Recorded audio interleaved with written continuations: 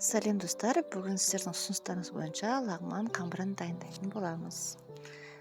Ал егер де сіздерге видео рецепт ұнап жатса, лайк басып, каналыма тіркелуді ұмытпаңыз. Кеттік, бастайық.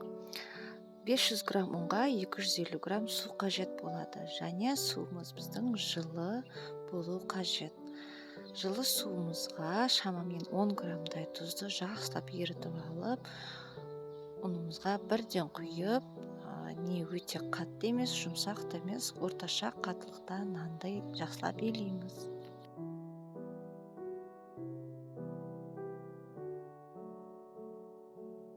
Нанымызды илеп болғаннан кейін салафанмен 10 минутқа тындыруға қойып қоямыз.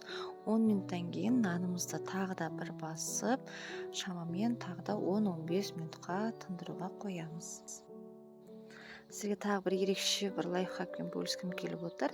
Егер де сіздер лағманның қамырын заказға жасайтын болсаңыздар, қамырларыңызды бір күн бұрын илеп, салафанға салып, холодильникке салып қойсаңыздар, ертесінде керемет болып созылады.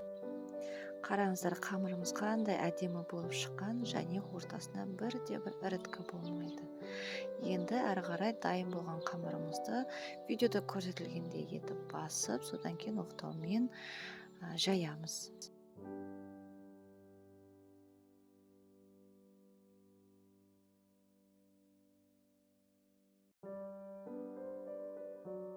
Қамырымызды өте жұқа қылмай, орташа осындай қалыңдықта жайып болғаннан кейін үстіне сұйық майды жағып, жіңішкелеп пышақпен кесеміз.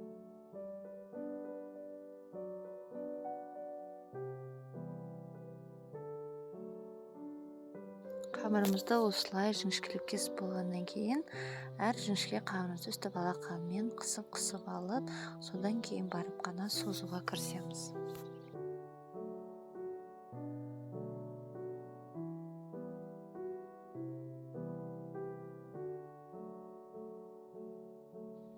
Лағманды созған кезде ескеретін жайт, өте қатты күшке салуға болмайды, үзіліп кетеді, және де барлық жағы бір қалыпты болу қажет.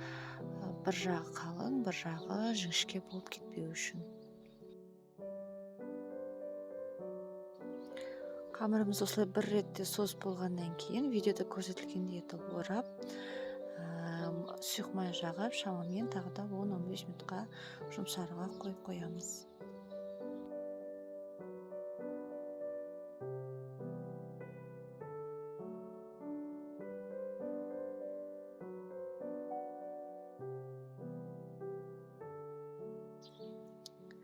Тынған қамырымызды видеода көрсетілгендей төңкеріп, ең астындағы қамырдан бастап тағы да жіңішкеруге көшеміз.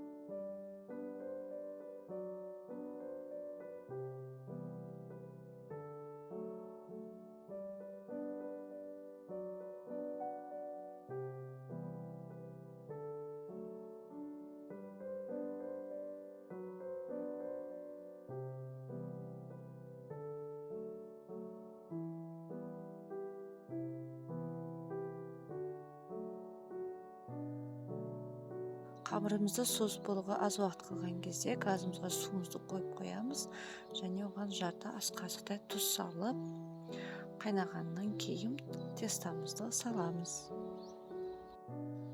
Созып болған дайын қамырымызды видеода көрсетілгендей қолымызға жеке-жеке іліп аламыз да, оны үстелге ұрып тағы да сәл созамыз.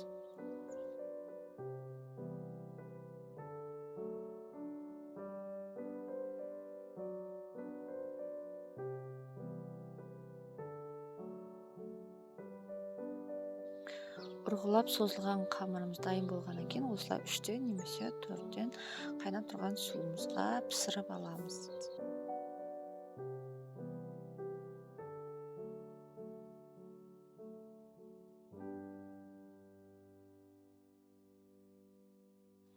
Суға қайнап піскен қамырымызды сүзгімен сүзіп аламыз да, оны үстелге төгіп, май жағып, суға жаймалап қоямыз.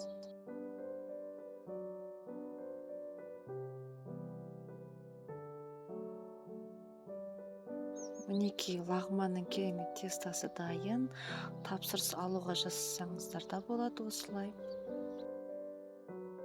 Осы видео рецепттерімді көру үшін каналыма тіркелуді ұмытпаймыз. Және видеомды бағалап кетіңіздер лайк басып.